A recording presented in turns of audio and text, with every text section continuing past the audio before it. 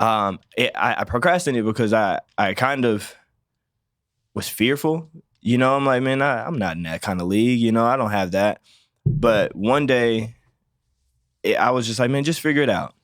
Just find out. If it's too expensive, it's too expensive. You can just act like you're a millionaire. And then when you hang up, you be like, yeah, I ain't never calling back. Right. But so what happened, Don, to speed up this story, I started just calling places. Wow. I called liquor stores, and I sounded crazy. And they're like, man, do you even know what you're talking about? No, but I'm going to find out, you know? And I would call distilleries. What were you asking? I would just say, you know, things like, here's one question. I would call there, and they'd say, hello, whatever, introduce themselves. And I'd say, hey, how do I start a liquor brand? Okay.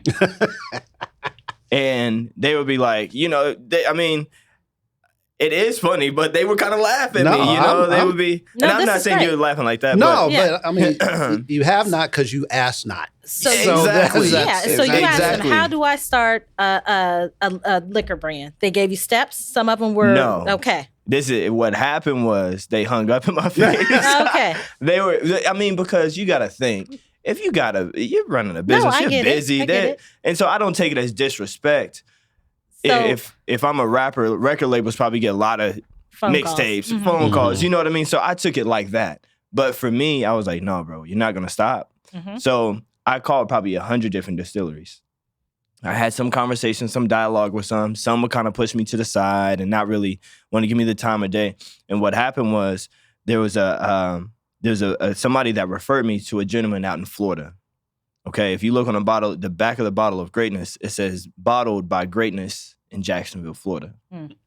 So what happened was, this is the part that, you know, I pray my daughter hears me talk about someday. Well, I'm gonna make sure she is actually, sure. But because this part, it really inspires me still to this day.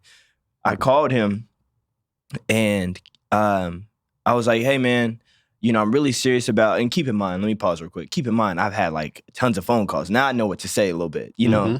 So I called him and I'm like, hey man, look, my name is Troy Brooks. I'm looking to start a vodka brand. And I'm really serious about it. I see on your website, you have a nice distillery.